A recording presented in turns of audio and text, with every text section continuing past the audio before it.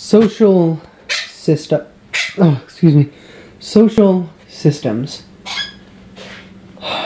So, I've heard it often debated that, like when a society falls apart or, something bad happens on a massive scale in society, I've heard a lot of people defend the common man by saying they're simply victims of a system.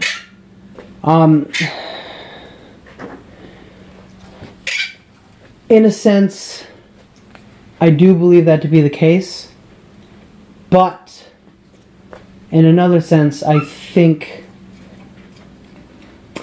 it's a very downplayed way of putting it. You see, I think what people fail to question when they think about these sorts of things is why is it the overwhelming majority of people are so easily find their place in these social systems? Why is it that every society comes to a consensus majority on what systems should be the most prominent? And I think I have an answer for this. People fall into these systems because they're genetically predisposed to fall into these systems. Now, I'm not saying you're genetically predisposed to fall into this exact system, that you're in now. I don't believe it's like that at all. I believe the components that drive you to become a part of any given system stem from the exact same genetic traits. So I think all of the systems, regardless of what they are, they're just deviative copies of the exact same social systems, just with variables changed. They're all created and made from the same genetic predisposition.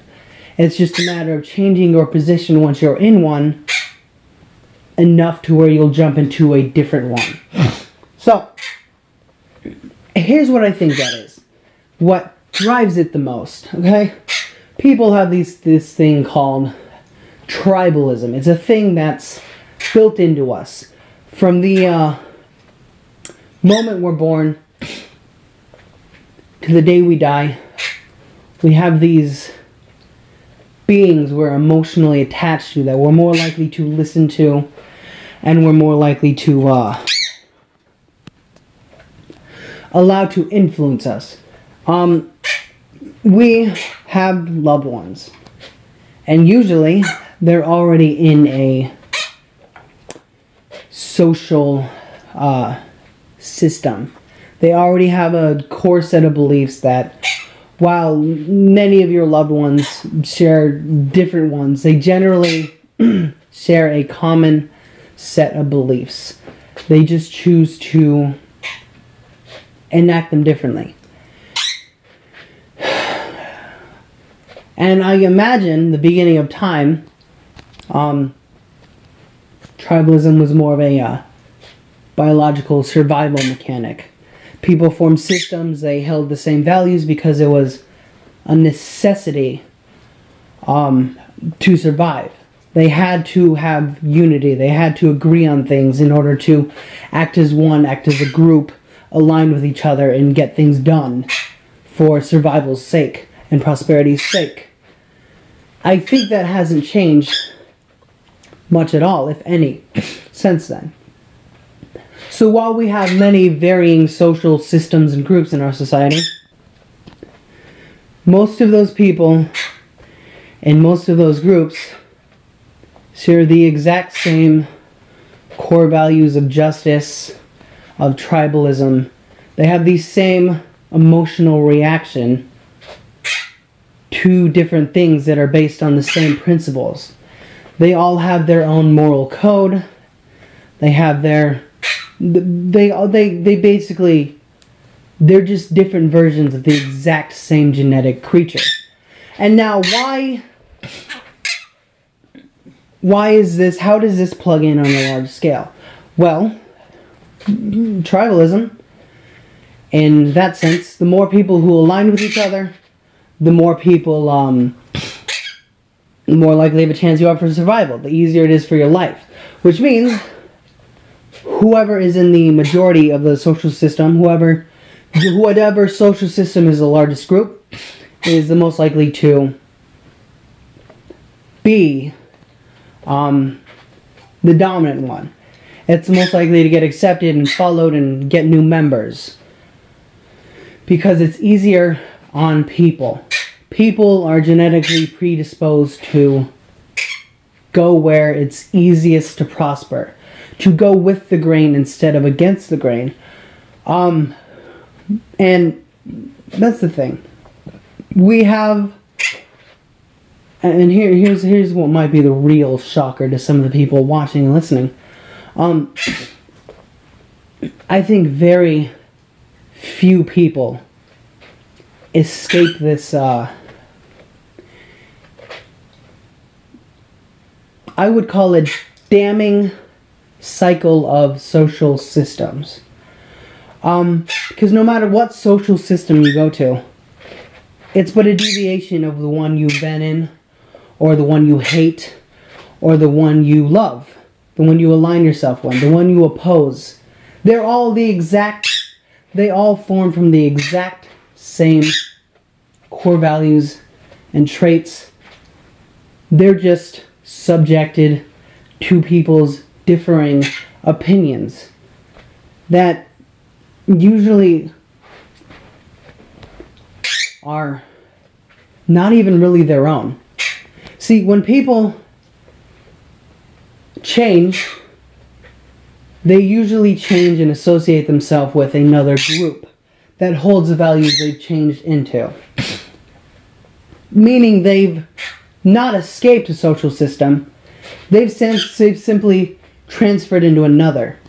They're simply trading one tribalistic group for another based on their own subjective morality. And this is why I'm not a large fan of social activists. Because they claim to understand and know so many of these inner workings of the systems, yet I don't believe many of them realize the only difference between them and the systems that they say are damning and evil are their own moral perception of those groups and their groups. They've not escaped the social system. They've simply joined another one which is claiming moral superiority over another. They condemn other social systems while not realizing the flaws in their own. That's the thing about tribalism. If someone can convince you to go to their side, you're already under the impression that, oh, this is more correct or this is correct at this point. Therefore, you're much less likely to question it. You think, well, this is correct. This is better. This is much more moralistic. And in the end, it's somebody else's job to come in and rescue you from the social system you're in into another social system. That again, you will say is more correct, more moral, much more, has much more depth and understanding, is much more figured out and laid out correctly. And it's a vicious cycle that keeps going and going and going through generation, through millennia, through century. It never stops. Even these social activists who say you should fight this system. In most cases, they are just as flawed in other areas as that system. There is no perfect social system, yet people sport these social systems as if they are. As if they have everything figured out, and then they fail to realize that 10 years down the line, somehow they switched. They're no longer in the same social system with which they were. So, that's why I'm saying it's genetic. Because no matter what social system you are, it's based on the same emotional justice, the same emotional driven, I want to be right, a more moral person, I want to be better, I want to be a good person. And they all intersect. They are all only deviations from one to another. They are all based on the same core principles of tribalism and emotional justice and fighting for fairness and equality and love and all of these things. And yet nobody realizes that not one of them, not a single one of them, really escapes the subjective nature of all the rest. They are all just different colors of the rainbow. And that's why I think the ones who are, that's why I think the ones who claim to be against these social systems are possibly some of the most ignorant. Because they fail to realize they are what they preach against. They don't introspect because they believe they are right, just as every other social system and group does the exact same thing. They believe they are right until somebody challenges them and changes their opinion and brings them over to their side. That's how it happens. I believe the only people who've really escaped this sort of tribalistic social systems are psychopaths. Being one myself, I really don't get along with much of anyone. I don't see eye to eye on almost anything with really anyone I've ever encountered. I share very, very minor, vague similarities with them, and I'm not trying to be all up, my own ass or anything right now. I'm trying to explain to you that psychopaths are somewhat of an anomaly that even I'm not quite sure I understand, because they don't work the same as other people. They're often born without this sense of tribalism. They are often feel no need for it. And I can't say that's a good thing or a bad thing. I can simply say they often escape this social system concept. In fact, they are often the perpetuators of it. They often are the ones who easily sway one group into another group and combine them and can divide them, and they're kind of conductors in some cases. But that's the thing about psychopaths. They're not, it's not that simple to call them conductors. Because while many psychopaths, I do believe, shared some core values, I think because of the damaged mentality, in many, if not most cases, the lack of desire for tribalism, the unempathetic nature, the lack of desire for acceptance, for the lack of need for praise and things of that nature. They truly do escape this human bond that ties the rest of the population together, so much so that usually they simply do not care what others believe or anything. So they're almost completely molded by their, I guess, they're molded by their genetics to experience something vastly different in their environment. See, with people, they all almost have this inherent desire and need to be similar to some other group in society or some other people. Psychopaths, more often than not, don't have that desire at all. They truly can become unique individuals. And while they have traits that make them very similar and that are basically required, they're basically symptoms of being a psychopath, these traits, while they are the same, they are traits which do not lead them to the same conclusions, to the same understanding or beliefs that regular society would come to based on their own genetics and their tribalism. In other words, psychopathy is basically, it's the dispelling of everything that makes humans come together. It means you can have this truly unique experience where absolutely nobody will come to the same conclusions, or you can fall right into the same system based on your choosing or how manipulated you are. Whereas people, they almost always unanimously come into one of these systems. I will say there are most likely many psychopaths who fall into these systems are just as easily manipulated as these people into these systems are just as easily swayed. But they come into these without the sense of tribalism in most cases, without the desire to be accepted or loved. It's truly, in most cases, a very thought-out choice. It's not an unconscious desire that's led them there. And then there are, see, that's the thing, I cannot categorize psychopaths in the same way that I can categorize your average individual. Because they simply, I guess they're more of an unpredictable spectrum.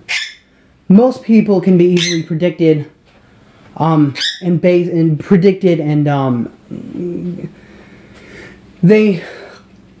there's only a number of things that they are more likely to do in a given circumstance based on their own interpretation. They are usually driven by emotions in certain instances. If you can control their emotions, you can control the way they act within a reasonable number of actions. With psychopaths, they're often unpredictable. They can't simply be pulled into something so easily. And then there are other psychopaths who can. It's an amazing concept.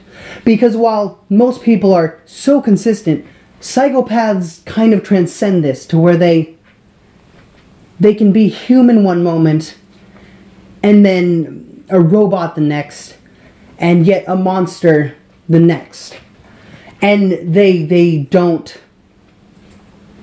It's not like society where they are programmed to do it. These psychopaths do it willingly, consciously, unapologetically. Whereas if you want to manipulate the normal of society, you simply change their beliefs. You get them driven with emotions. You make them do monstrous things in the name of justice, in the name of peace, in the name of love, in the name of us against them. With a psychopath, you simply make them desire or think that it's in their best interest.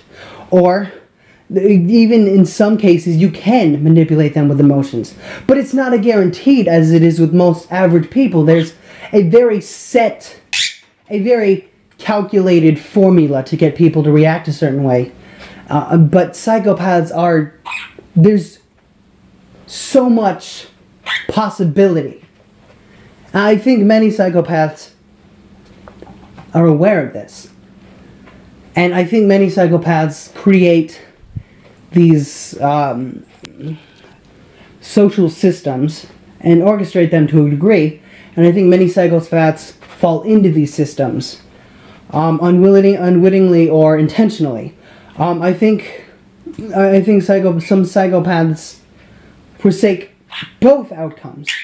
But it's very rare if at all, that a normal person would ever forsake a social system to be completely alone or completely independent. So this is the problem I find with them. Most people will never escape, I guess what you'd call their destiny. They are genetically predisposed to be in one of these categories, one of these tribalistic categories or groups. They will always find themselves in one of these, no matter how independent they think they are. Even the rebels of society, the black sheep, they always find themselves in the companionship of someone or something, some group that gets them. Everyone does that. There are very few people in existence that truly do not desire any sort of group to fit in with. So I guess that's that. But I'm gonna go off topic here and I guess talk about myself because I've actually wanted to, because my own mind is sort of a fucking enigma to myself.